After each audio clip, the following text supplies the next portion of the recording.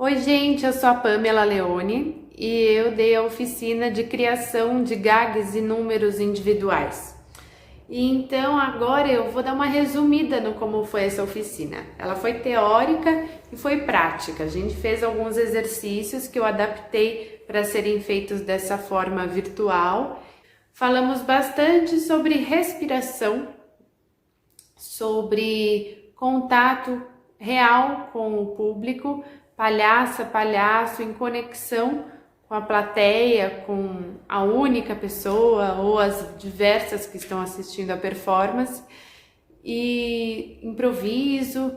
Falamos um pouco da diferença entre bufão e palhaço, inclusive eu vou dar uma oficina de bufão dia 14 de outubro, e então eu vou falar um pouquinho. Bom, para eu apresentar o conteúdo das técnicas de palhaçaria que são principalmente pautadas em respiração, eu primeiro falei um pouco da minha trajetória, porque se a gente for falar de criação de gags, de números, de cenas, né, palhacescas ou não, tem 200 mil métodos para se construir.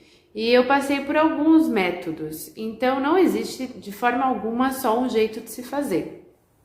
Então eu falei um pouco da palhaçaria clássica, que foi como eu comecei, com esquetes clássicas que já são feitas há muito tempo e por muitas pessoas, e é uma fonte bacana da gente beber, desde que a gente tenha um olhar que filtre o que serve para os dias de hoje, o que tem a ver com o que a gente quer passar para frente. E também dentro desses modelos a gente pode aplicar muitas outras ferramentas, como a improvisação, aplicar um tempo cômico pautado em brechas de respiração, onde a gente também escancara, abre, revela o nosso estado, as nossas sensações ampliadas.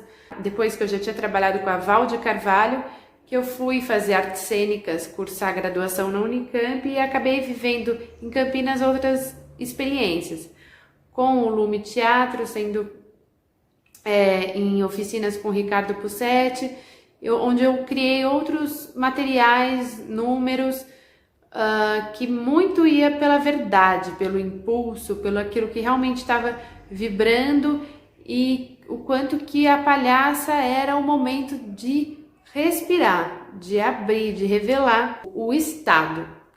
E depois, quando eu fui dirigida pela Andréa Macera, quando eu criei meu solo A Vaqueira, isso da respiração foi o que ficou mais forte. Soltar o ar, dar essa pausa, isso que traz a palhaça. Não necessariamente fazer algo errado, construir uma gag, mas sim o estado revelado a partir da expiração. E aí essa experiência eu tive ela complementada conforme eu fiz a oficina do Avner, e ele trouxe a respiração como um grande aliado para se criar conexão com o público. O que ele diz é que ele vê os artistas, as artistas fazendo de tudo para buscar conexão com o público e não conseguindo. E a respiração como sendo o segredo para que isso se realize. Então a respiração, ela aplicada de forma consciente, a gente consciente de que é muito importante que a gente não prenda a nossa respiração, que é uma tendência que a gente tem quando a gente está nervoso, nervosa, né?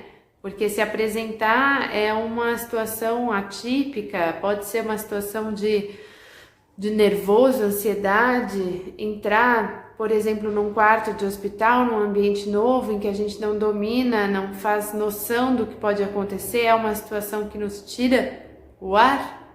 A gente tem que estar muito atentos para que isso não aconteça, porque tendo a nossa respiração contínua, fluida, sem a segurar, e ainda mais conscientes de que horas inspiro, que horas expiro, da importância de soltar o ar no final de cada ação, sendo assim, a gente mantém conexão com o público, porque o público, ele respira junto, uma pessoa respira junto com a outra. Quando a gente deixa de respirar e o outro passa a respirar independente de nós, sozinho, ele perde conexão com a história, com a narrativa, com a sequência que a gente está querendo apresentar. Então, uma grande inteligência do artista, da artista, da pessoa que está fazendo a sua performance, é manter a sua respiração aliada às suas ações cênicas para que o público consiga entender cada questão, cada problema que é construído, cada resolução de problema, porque para o Avner muito a palhaçaria é criação de problema, né? Cria um problema para resolver outro, e outro para resolver outro, e outro, mas depois de cada resolução, para que o público possa comemorar, entender o que aconteceu, é necessário que tenha esse momento de se soltar o ar, para colocar um ponto final ali. E aí recomeçar, né? Construir uma sequência. Então, a gente conversou sobre isso, o pessoal perguntou sobre a aplicação disso no ambiente hospitalar, a gente falou do quanto que isso é bom para que se dê um tempo de relação com cada elemento de um ambiente, de um quarto. O jogo da verdade nasce desse tempo orgânico, assim, de que você observa as coisas, solta o ar depois de observar algo. O que que é? É você também revelar o que que aquilo te causa, é dar um tempo para que seja no simples que as coisas aconteçam, né? E a simplicidade é tudo, né? É complexo ser simples e é simples ser complexo, né? Então a gente precisa se atentar o quanto que a gente cria mais verdade conforme a gente cria esse tempo de conexão que vem a partir da respiração, né? E a gente falou muito sobre ser interessante, né? A gente tem medo de não ser interessante.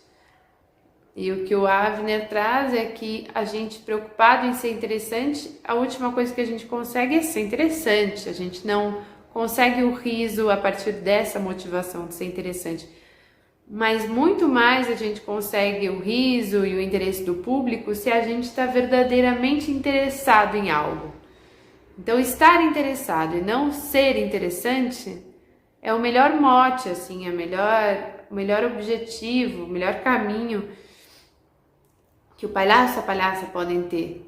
Então, por exemplo, entrar num hospital, entrar num quarto de hospital com interesse em algo, que esteja em si, que esteja no seu parceiro, parceira, que esteja em algo do quarto, seja as próprias pessoas ou não a priori, mas que tenha um interesse real em algo e não simplesmente sem nenhum interesse esteja querendo se fazer interessante. Esse pode ser um caminho bom e pode dar um estofo mesmo para que a pessoa esteja mais segura e bem sintonizada no seu fazer, né? Falamos também da palhaço, não entrar em cena, não chegar já querendo parecer que é incompetente, que é idiota, que não sabe fazer. Pelo contrário, é uma figura que vem para mostrar que sabe.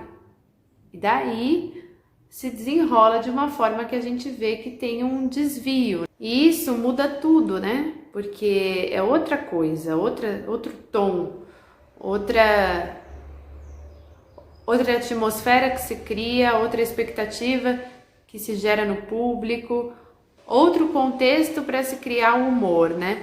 Quando você vem para mostrar que sabe e não que não sabe. Só que aí o saber da palhaça, do palhaço, na verdade, quebra expectativa, né? Porque ou não sabe, ou sabe de uma forma muito diferente, excêntrica, faz uma coisa muito grandiosa para resolver uma coisa simples, ou uma coisa muito simples para resolver uma coisa super grandiosa, complexa, difícil de ser resolvida. Resolve a cena de forma inusitada. E essa lógica, né, de resolver problema que eu falei, que é um método que o Avner trabalha, que é um palhaço que vocês devem conhecer, né, norte-americano. Nesse método, o que ele faz é criar um problema para resolver outro problema, né? Então, dessa forma, respirando e levando o público a compreender toda a história que ele quer contar, né? Na verdade, a história é o desenrolar de um problema após o outro, em que o problema é interessante para o palhaço, não é uma tragédia, mas sim existe um apreço, né, por cada problema criado. Por exemplo, vai pegar um chapéu no chão, deixa cair o cigarro que estava no bolso, vai pegar o cigarro que estava no bolso, deixa cair o maço inteiro, vai pegar o maço inteiro, deixa cair o chapéu, e assim uma sequência de acontecimentos que são risíveis. Bom, esse foi um pouquinho do assunto que a gente tratou no nosso encontro e espero que vocês venham nos próximos que terão. Beijo!